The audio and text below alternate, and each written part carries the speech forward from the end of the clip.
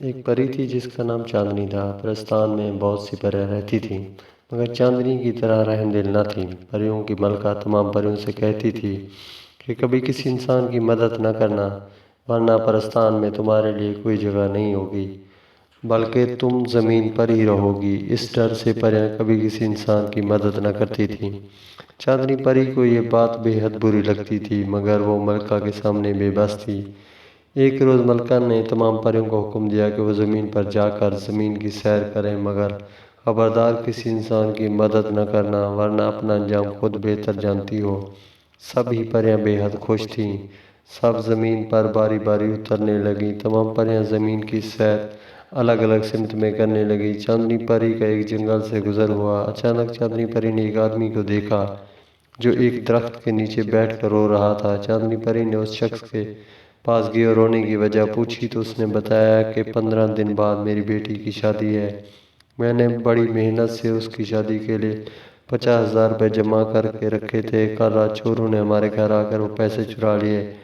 اب میں بیٹی کی شادی کیسے کر پاؤں گا؟ میرے پاس ایک زمین تھی، وہ بھی بیچ دی۔ اب میرے پاس کچھ نہیں ہے، تم ہی بتاؤ بیٹی، اب میں کیا کروں؟ پری کا دل بھر آیا۔ اس نے چھڑی گھمائی تو اس کے سامنے 1,00,000 روپے آ گئے اور قیمتی زیورات بھی۔ پری نے اس غریب شخص کو دیے۔ وہ یہ دیکھ کر حیران ہو گیا کہ پری نے کہاں سے پیسے اور زیورات لے لیجیے، اگر مزید کسی چیز کی ضرورت ہو تو میں حاضر ہوں۔ اس آدمی نے پری کا بہت شکریہ ادا کیا اور پری کو ڈھیروں دعائیں دیں۔ تمام پریاں ایک پہاڑ پر جمع ہو گئیں۔ جب مقررہ وقت پورا ہوا تو پرستان کی جانب روانہ ہو گئیں۔ چاندنی پری نے اڑنے کی بہت کوشش کی مگر ناکام ہو گئی۔ اس کی چھڑی بھی ناکارہ ہو چکی تھی۔ وہ سمجھ چکی تھی کہ یہ سب کچھ کسی مجبور انسان کی مدد کرنے کی وجہ سے ہو رہا ہے۔ اچانک چاندنی پری کی نظریں اپنی ایک ساتھی پری پر پڑی جو ملکہ کا پیغام لے کر آئی تھی۔ اس نے چاندنی پری سے کہا، چاندنی، ملکہ تم سے ناراض ہے کیونکہ تم نے اس کا حکم نہ مانا اور زمین پر آتے ہی انسانوں کی مدد کرنا شروع کر دی۔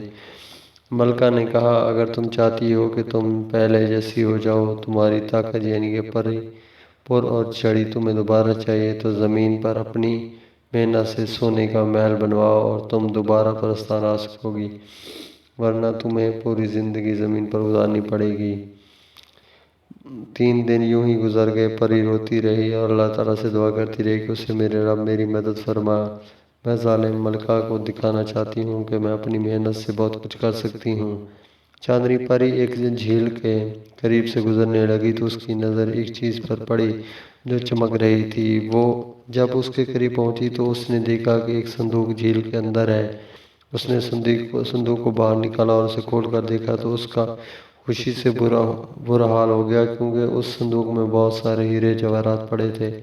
اس نے وہ تمام ہیرے مختلف ممالک میں جا کر بیچ دیے اور ڈھیروں سارا سونا خریدا اور ایک سونے کا محل 5 سال کی محنت سے بنوایا۔ جیسے ہی محل تیار ہوا، پری کے پر اور چھڑی دونوں کارآمد ہو گئے۔ وہ اب محل میں بہت خوش تھی، ہر مجبور بے سہارا انسان کی مدد کرنے لگی۔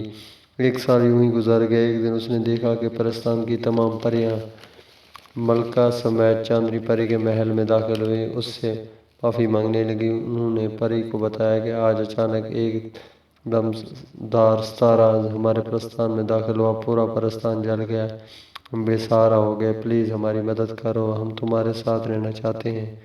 پری نے ملکہ سے کہا، ملکہ، آپ تو ہمیشہ یہ کہتی تھی کبھی انسان کی مدد نہ کرو، آج آپ انسان نہ ہو کے بھی اپنے پرستان کی ایک معمولی سی پری سے مدد مانگنے آئی ہیں۔ آپ کے پاس تو بہت کچھ ہے، آپ کو مدد کی کیا ضرورت ہے؟ ملکہ بولی، چاندنی پری، ہمیں اور شرمندہ مت کرو، میں نے جو کچھ کیا اس کے لیے میں سخت شرمندہ ہوں، حالانکہ ہمیں اتنی طاقت اس لیے ملی تھی کہ ہم بے سہارا مجبور لوگوں کی مدد کریں، مگر میں نے ایسا نہ ہونے دیا، اللہ نے مجھے میرے کیے کی سزا دی۔ چاندنی پری خوش ہو گئی۔ کم از کم ملکہ کو احساس تو ہوا کہ اس کی تمام پریوں اور ملکہ کو محل میں رہنے کی اجازت دے دی۔ سب نے مل کر مجبور بے سہارا لوگوں کی مدد کرنا شروع کر دی۔ اس کہانی سے ہمیں یہ سبق ملتا ہے کہ ہم بھی نادار، معذور اور لاچار لوگوں کی مدد کریں، حتیٰ کہ لامکاں یہی کوشش کریں کہ ہماری ذات سے کسی کو کوئی تکلیف نہ پہنچے۔ Thank you very much.